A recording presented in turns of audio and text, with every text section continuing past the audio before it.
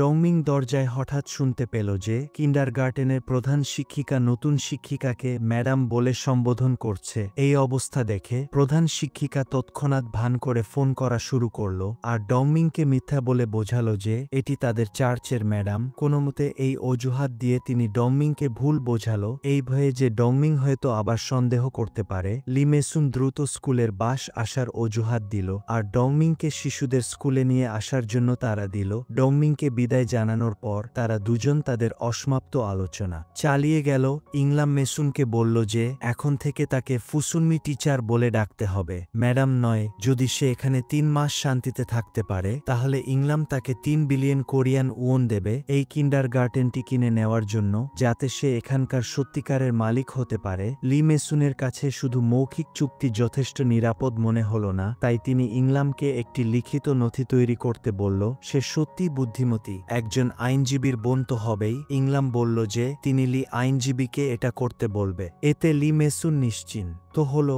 আরও একটি বিষয় হলো তিনি চান যে মুচাং গ্রামের গ্রামবাসীরা কেবল তাকে ফুসুন্মি হিসেবেই চিনুক, তার আসল পরিচয় কিম ইংলাম যেন কোনোভাবেই প্রকাশ না হয়। যদি কোনো গ্রামবাসী তার ব্যক্তিগত তথ্য জানতে পারে তাহলে নিঃসন্দেহে সেটা লি মেসুনই ফাঁস করেছে বলে ধরা হবে। তাই ইংলাম তাকে নিজের মুখ বন্ধ রাখতে বলল। যদি তার পরিচয় ফাঁস হয়ে যায় তাহলে আগের সমস্ত প্রতিশ্রুতি বাতিল হয়ে যাবে। লি মেসুন বিষয়টি বুঝল আর জানালো যে তিনি অবশ্যই এই গোপন কথাটি রক্ষা করবে। তবে একটি বিষয় নিয়ে তার কৌতূহল ছিল, আর তা হলো ইংলামের আসল শিক্ষাগত যোগ্যতা কি। ইংলাম অবশ্য তা নিয়ে মোটেও মাথা ঘামালো না আর অকপটে জানালো যে তার কেবল হাই স্কুল ডিপ্লোমা আছে। এমনকি তিনি নিজের অতীত তুলে ধরল। তিনি একসময় স্যানিটারি ন্যাপকিন চুরির অপরাধে একটি সংশোধনমূলক প্রতিষ্ঠানে ছিল আর তার মায়েরও 3টি পূর্ব অপরাধের রেকর্ড ছিল। এই কথা শুনে লি মেসুন তৎক্ষণাৎ নির্বাক হয়ে গেল এবং মনে মনে অবাক হয়ে ভাবলেন যে মামে দুজনই বেশ দুর্দান্ত।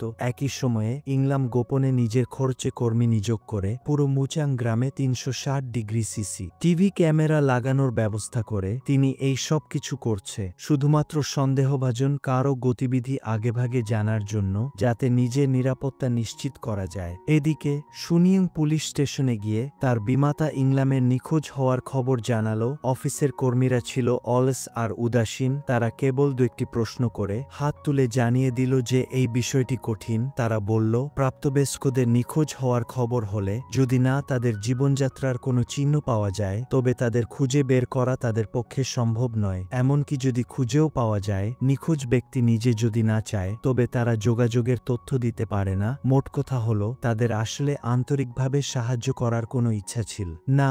এই সময় কর্মীরা ওপর মহল থেকে একটি ফোন পেল আর সঙ্গে সঙ্গেই তাদের মনোভাব পাল্টে গেল। সত্যি ক্ষমতা যাদের আছে আর যাদের নেই তাদের সঙ্গে আচরণের পার্থক্য হয়। ফুসুন্মি হিসেবে ইংলামের এটি ছিল কিন্ডারগার্টেনে শিক্ষক হিসেবে প্রথম দিন। প্রথমে কি পড়াবেন তা বুঝতে না পেরে তিনি একটি ইনফ্ল্যাটেবল ডাইনোসর নিয়ে আসলো। তিনি বাচ্চাদের আত্মরক্ষার জ্ঞান আর কৌশল শেখানোর পরিকল্পনা করল। তিনি আন্তরিকভাবে বাচ্চাদের বলল বিপদের সময় সবার আগে জোরে বাঁচাও বলে চিৎকার করতে হবে। চিৎকার করার পরে আশেপাশের জিনিসপত্র ব্যবহার করে আক্রমণকারীর মনোযোগ বিভ্রান্ত করতে হবে যাতে তার দুর্বল দিকটি কাজে লাগানো যায়। উদাহরণস্বরূপ এভাবে কাঁধের উপর দিয়ে আছাড় মেরে খারাপ লোকটিকে ফেলে দিতে হবে আর তারপর উপরে উঠে গুরুত্বপূর্ণ স্থানে আঘাত করতে হবে। তারপর আবার বাঁচাও বলে চিৎকার করতে হবে। ইংলাম ঘুষি মারল, কিন্তু দুর্ভাগ্যবশত ইনফ্ল্যাটেবল ডাইনোসরের বাতাস বেরিয়ে গেল।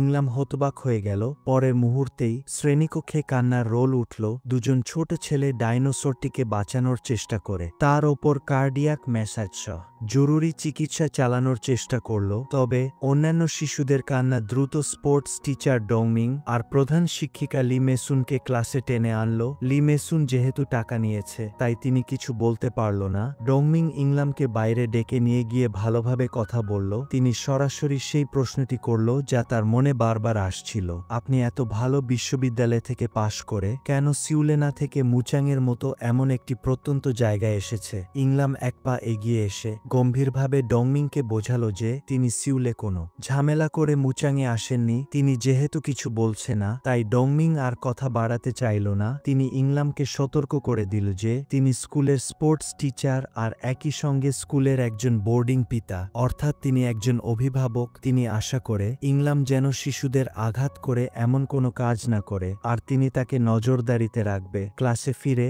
ইংলাম মেঝেতে পড়ে থাকা চুপসে যাওয়া ডাইনোসরটিকে তুলে মেরামত করল আর তার উপর দুঃখিত লিখে দিল, যা ছিল শিশুদের কাছে তার ক্ষমা প্রার্থনা। ইংলাম বাইরে আসার সঙ্গে সঙ্গে একজন ছাত্রের অভিভাবকের সঙ্গে দেখা হলো। মুচাং গ্রামে একজন শিক্ষিকা পাওয়ায় বাবারা ভাবছিল কিভাবে ইংলামের মন জয় করা যায় যাতে তিনি সংদেহের লাভের আশায় চাকরি ছেড়ে না দেন। তাই তারা একজন প্রতিনিধি পাঠালেন ঘুরিয়ে ফিরিয়ে জানতে যে ইংলাম কি খেতে পছন্দ করে। কিন্তু ইংলাম তাদের চালাকি এক নজরে ধরে ফেলল আর বলল যে শিক্ষকের সঙ্গে ছাত্রের অভিভাবকের একসঙ্গে নৈশভোজ করা তার ইংলাম আইন লঙ্ঘন করে। এদিকে সিউলের মূল বাড়িতে শুধু কর্মচারী হয়েজি রয়ে গেছে। লি আইনজীবী বাইরে চলে যাওয়ার পর সে লুকিয়ে যা সংহের স্টাডি রুমে ঢুকল আর সেখানে একটি গোপন কক্ষ খুঁজে পেল।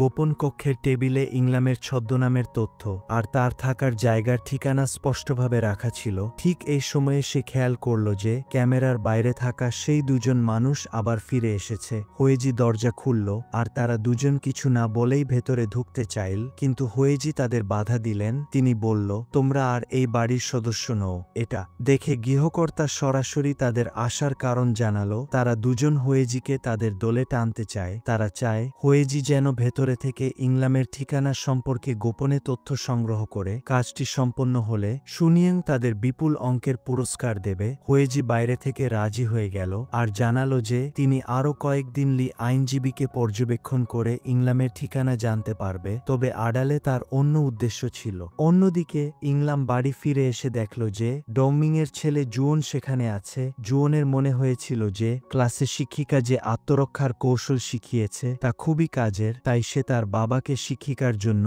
রাতের খাবার তৈরি করে কৃতজ্ঞতা জানাতে অনুরোধ করতে চায়। খাওয়ার সময় ডংমিংয়ের মোবাইলে হঠাৎ একটি মেসেজ এলো যা জুয়ন দেখে ফেলে আর সেটি জোরে পড়ে শোনায়। ডংমিং এটা দেখে সঙ্গে সঙ্গে ছেলের মুখ চেপে ধরে আর ইংলামকে বোঝায় যে বিষয়টি তেমন নয়। যদিও বাইরে থেকে ইংলাম এটি নিয়ে মাথা ঘামাননি, তবে রাতে তিনি গে সঙ্গে লি আইনজীবীকে ফোন করল। আল জানালো যে এখানকার গ্রামবাসীরা তার পরিচয় নিয়ে সন্দেহ করছে বলে মনে হচ্ছে। লি আইনজীবীও বলল যে সুনিয়াং তাকে নিখোঁজ ব্যক্তি হিসেবে রিপোর্ট করেছে। যদি তিনি মুচাংয়ে 3 মাস নিরাপদে কাটাতে চান, তবে এখন একমাত্র উপায় হলো তাদের সঙ্গে মিশে যাওয়া আর তাদের সন্দেহ দূর করা। পরের দিন ইংলাম কাজে যাওয়ার পথে স্বেচ্ছায় একজন অভিভাবকের গাড়িতে উঠল। তিনি বলল যে ছাত্রের অভিভাবকের তার সঙ্গে খাওয়া তার ইংলাম আইন লঙ্ঘন করে, কিন্তু তিনি যদি তাদের আপ্যায়ন করে তবে কোনো সমস্যা হবে না। ইংলামের উদ্দেশ্য ছিল তিনি নিজেই নিজের জন্য একটি স্বাগত অনুষ্ঠানের আয়োজন করবে আর গ্রামের সব মানুষকে খেতে আমন্ত্রণ জানাবে।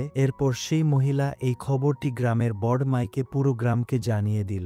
একই সময়ে লি আইনজীবী মূল বাড়িতে ফিরে এসে দেখল যে হোয়েজি নেই। তার জুতো বারান্দায় যেভাবে পড়ে আছে তাতে মনে হলো যেন কিছু একটা ঘটেছে। লি আইনজীবী তাড়াতাড়ি হোয়েজিয়ের নম্বরে ফোন করল, কিন্তু দেখল যে ফোনটি বন্ধ।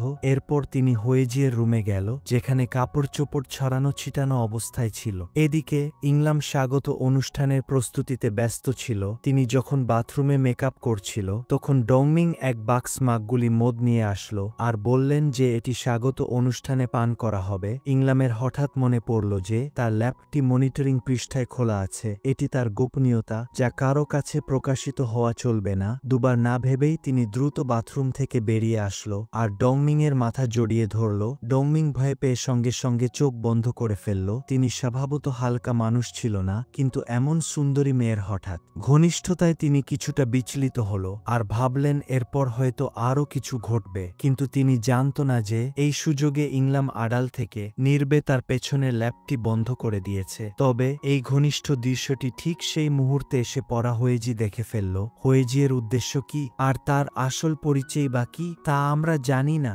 পরবর্তী ঘটনা থেকে ধীরে ধীরে তা জানতে পারবো। পরবর্তী পর্বের জন্য ভিডিওটি লাইক, কমেন্ট আর চ্যানেলটি সাবস্ক্রাইব করে রাখুন।